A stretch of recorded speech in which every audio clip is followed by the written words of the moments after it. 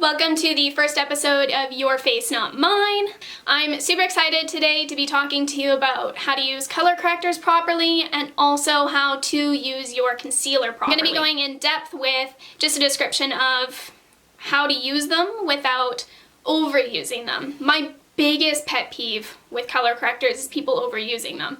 The issue with doing an overuse of a color corrector is that you're masking everything. So if you go into this thinking that you're gonna put green wherever you get red, because you blush and things like that, you're gonna end up with a green mask underneath all of your beautiful foundation, and it's gonna look pretty bad, to be honest. So you need to have an understanding of how the color wheel works. The easiest way to do it is just honestly Google a color wheel and take a look, and you're gonna be able to understand exactly what you're doing kind of on a more in-depth level. So with the color wheel, you take the block and you essentially just look directly across from it. And it's the same thing for everything else on that color wheel. Don't use a corrector that you don't need. If you don't have yellowness in your skin, you need to stay away from using the purple color corrector. I know that there's tons of videos and Instagram stories out there showing you to use color correctors everywhere.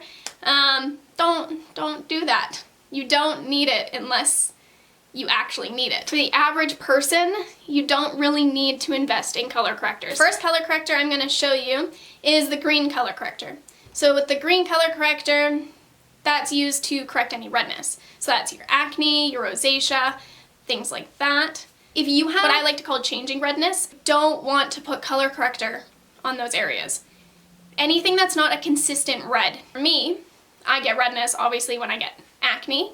I get redness underneath my nose here. Touch my nose goes red. So out of those three, I would only color correct two of them. I would color correct the acne and the underneath of my nose.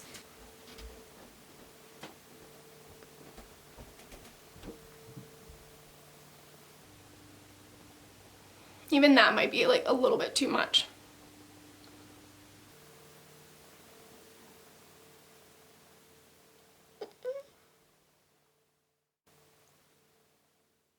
And I prefer to use a damp beauty blender, but you can use your fingers. You can go like that and just pat it in. The warmth in your fingers is going to warm up the product, making it easier to blend in, but to each their own. The next color corrector that I'm going to touch on is the yellow color corrector. So that one is used for bruising, under eye bags. If you have veins that are really prominent, that's the one that you're going to reach for.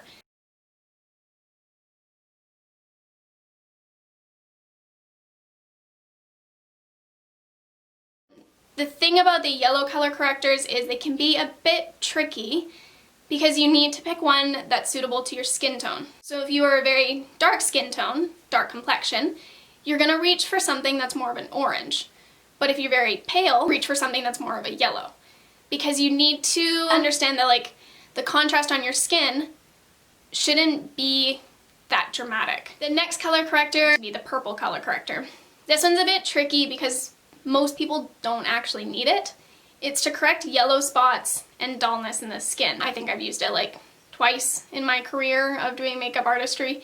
Not a lot of people have an intense yellowness that can't be covered using a regular foundation. I use the purple to color correct aged bruises though, because there is quite a bit of yellowness in those.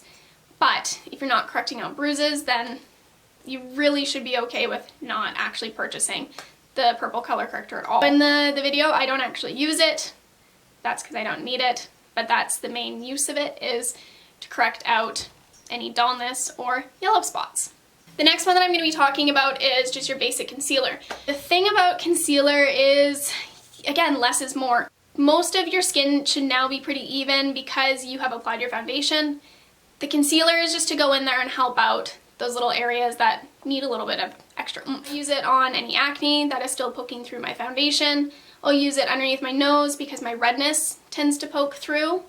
And then just the under eyes as well, because you want to brighten and lift. You typically go in just the corner, and that's it.